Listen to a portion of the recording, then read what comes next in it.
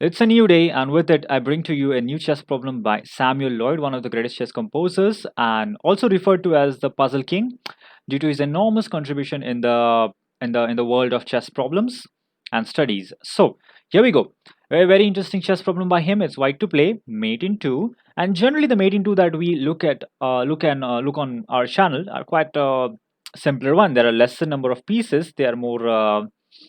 There are hardly any pieces, and they do have great instructive value to it. This one definitely has more instructive value, but it is also kind of a mess on the board, and that is what makes this problem a kind of interesting and different. So like always, go ahead, pause the video, try to find the move that white should play in order to give checkmate in two moves.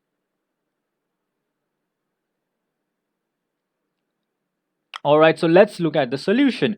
Now, one of the first things that initially comes to your mind, well, look at the queen. The queen is directly placed against the king, and maybe I can give a double check. But then you find out, well, knight e4 doesn't really work because the king can go to d4 and things like that. Knight a4, again, king d4 and doesn't really work. What happens if knight to b5 this time? Well, then the rook captures. So if you move knight b5, then rook will take, and that is not a mate. Alright, so we established that. What about this knight moving somewhere? Let's say it moves to the b5 square. Check from the rook. Also, the knight controls some really important squares like this, and seems like all the squares are covered. But there's a problem. Black can now play bishop to c6. The bishop will interfere, and that will be he will be defending over there. So that won't be a checkmate in two. So what's the point? How do we give a checkmate in two if we can't move both the knights right now? So the move is white playing rook to g2, sacrificing the rook, and this is absolutely beautiful. What's the point behind this? Well, let's have a look at what is the threat. Let's start with any silly move like e2, h3. Let's start with h3. Now you see the point.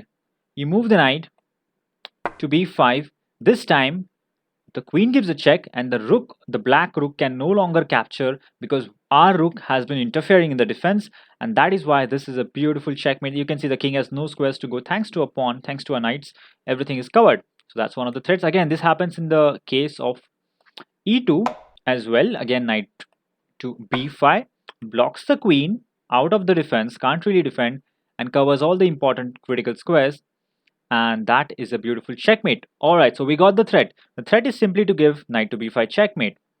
But why can't black capture this rook? That's the obvious question, right? The thing is, now knight b5 doesn't work because rook takes queen, but this time, what's the difference? What has changed in black's position? The difference is the bishop on h1 has been blocked, it has been interfered with, and now you can go knight c7 to b5, check from the rook, and that is a checkmate because unlike the last variation, this time this bishop on h1 can no longer block using the c6 square, so it cannot block. So that's one of the things that has happened.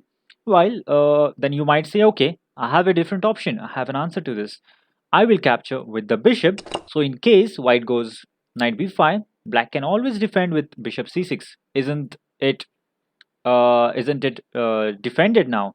The answer is no. This time, because of the rook interfering, the bishop coming over here, the rook has been interfered with, and now when we go knight to b5, knight c3 to b5 check from the queen, you can see the rook on h2 can no longer capture our queen, and that is the reason we play rook to g2 in this position. It is basically an interference tactic. The threat is simply knight b5, and no matter what he captures with, if he takes with a rook, then the bishop is been blocked, and simply knight b5, knight c7 to b5 checkmate.